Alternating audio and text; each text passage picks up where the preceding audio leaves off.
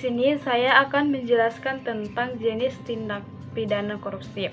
Nah, ada 30 delik atau tindak pidana korupsi dari 13 pasal yang diatur dalam Undang-Undang Nomor 31 Tahun 2019 dan juga pada Undang-Undang Nomor 20 Tahun 2001. Nah, beberapa di antaranya yaitu yang pertama, melawan hukum untuk memperkaya diri sendiri dan juga dapat merugikan keuangan negara. Yang kedua, menyalahgunakan kewenangan untuk kepentingan diri sendiri dan merugikan keuangan negara. Yang ketiga, pegawai negeri menerima suap. Dan yang keempat, hakim menerima suap. Yang kelima, advokasi menerima suap. Nah, ini adalah beberapa dari 30 delik atau tindak pidana korupsi tadi. Kemudian, dari 30 delik tindak pidana korupsi ini bisa kita kelompokkan menjadi 7 bentuk. Yang pertama yaitu kerugian keuangan negara. Jika suatu individu atau kelompok melakukan suatu kegiatan atau aktivitas yang merugikan negara yang berdampak pada kerugian keuangan negara.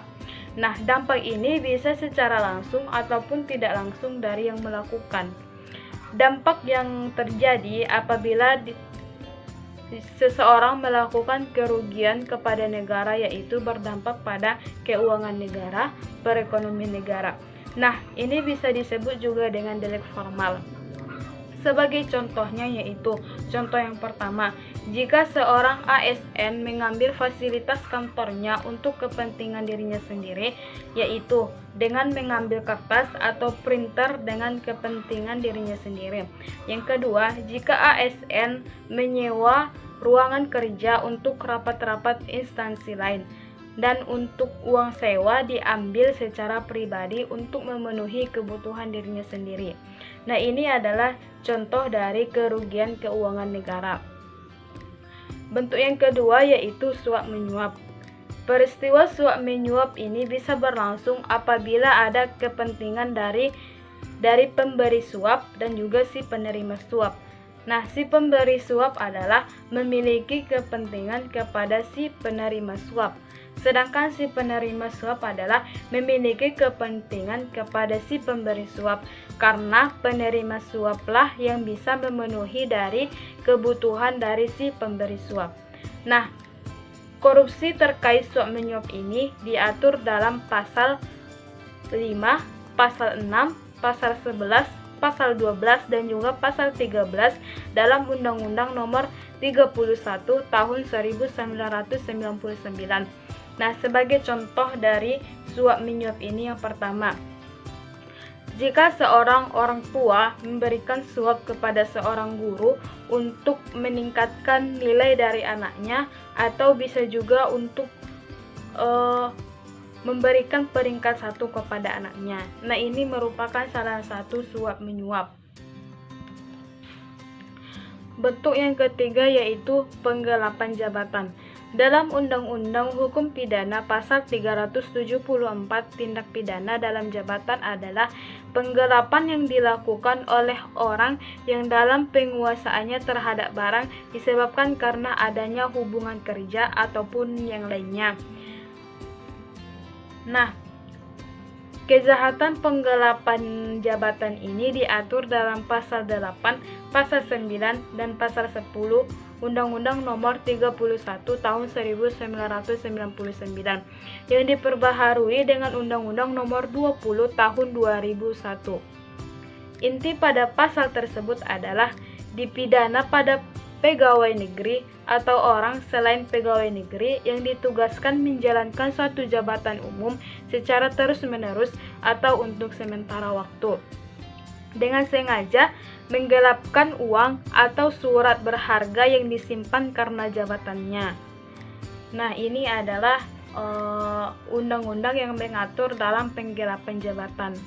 Sebagai contoh yaitu dari penggelapan jabatan, contoh yang pertama yaitu seorang pejabat dengan kekuasaannya terus-menerus menghancurkan surat berharga yang disimpannya karena dia ketahuan terhadap memiliki kesalahan dalam memangku jabatannya.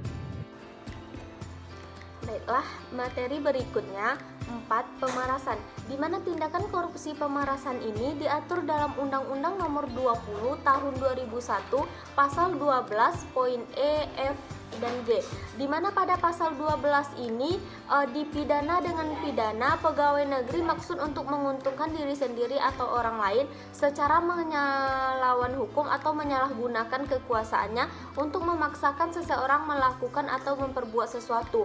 Sebagai contoh yaitu seseorang yang melakukan tindakan pidana korupsi pemerasan berpura-pura tertabrak dan meminta pertanggungjawaban tetapi tidak mau dibawa ke rumah sakit. Yang kelima yaitu perbuatan curang, di mana perbuatan curang ini diatur dalam pasal 7 dan pasal 12 huruf H Undang-Undang Nomor 31 Tahun 1999 yang diperbarui dengan Undang-Undang Nomor 20 Tahun 2001, yaitu adanya penekanan melakukan sesuatu tidak sesuai dengan ketentuan yang dapat meragukan, membahayakan orang lain. Misalnya pemborong bangunan yang tidak mendirikan bangunan sesuai ketentuan. Sebagai contoh yaitu seorang penjual barang mengirim barang yang dipesan tidak sesuai dengan kontrak pembelian barang. Yang keenam yaitu benturan kepentingan dalam pengadaan, di mana dalam ilmu hukum politik atau benturan kepentingan diartikan sebagai kepentingan pribadi dalam tindakan atau kebijakan publik sehingga menimbulkan kerugian untuk negara sebagai subjek hukum baik secara material maupun imaterial. Di mana pada contoh ini yaitu seorang kepala desa yang memiliki bisnis mendapatkan dana tunai bantuan sosial COVID untuk pengadaan sembako. Dengan cepat dirinya menunjuk perusahaannya sendiri sebagai rekam pengadaan dengan satu paket sembako sebesar 750.000, namun harga pasarannya hanya 250.000. Berikut yaitu yang ketujuh, gravitasi, di mana gravitasi diatur dalam Undang-Undang Nomor 20 Tahun 2001 menyatakan yang dimaksud dengan gravitasi yaitu meliputi pemberian uang, barang, rabat atau diskon, komisi, pinjaman tanpa uang, dan lain sebagainya. Di mana gravitasi ini dibedakan menjadi dua macam yaitu gravitasi yang dilarang dan gravitasi yang boleh diterima.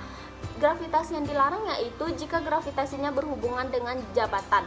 Kemudian gravitasi yang boleh diterima yaitu misalnya contohnya pihak yang diberikan cenderamata dalam kegiatan resmi, contohnya seperti seminar, workshop, dan lain sebagainya.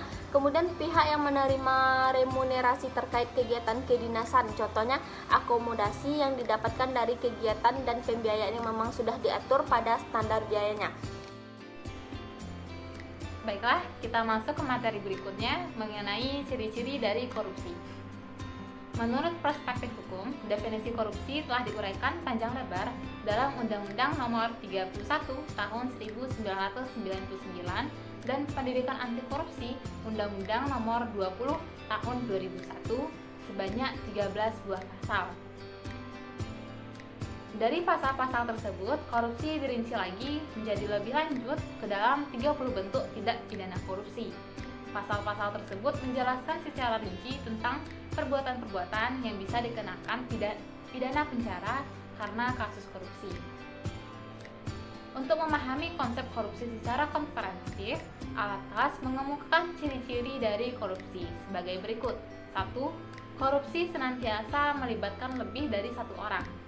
2. Korupsi pada umumnya melibatkan kesebarahasiaan. 3. Korupsi melibatkan elemen kewajiban dan keuntungan timbal balik. 4. Mereka yang mempraktikkan cara-cara korupsi biasanya berusaha untuk menyelubungi perbuatannya dengan berlindung di balik pembenaran hukum. 5. Setiap tindakan korupsi mengandung penipuan, biasanya pada badan-badan lembaga publik atau masyarakat umum. 6. Setiap bentuk korupsi adalah suatu pengkhianatan kepercayaan. 7. Setiap bentuk korupsi melibatkan fungsi ganda yang kontradiktif. Dan yang terakhir, yang ke-8, yaitu suatu perbuatan korupsi melanggar norma-norma dan pertanggungjawaban dalam tatanan masyarakat. Untuk kata kunci dalam memahami konsep korupsi di atas adalah 1. Serba rahasia, 2. Keuntungan timbal balik, 3. Selubung, 4. Penipuan, 5. Pengkhianatan kepercayaan, dan selanjutnya yaitu melanggar dari norma.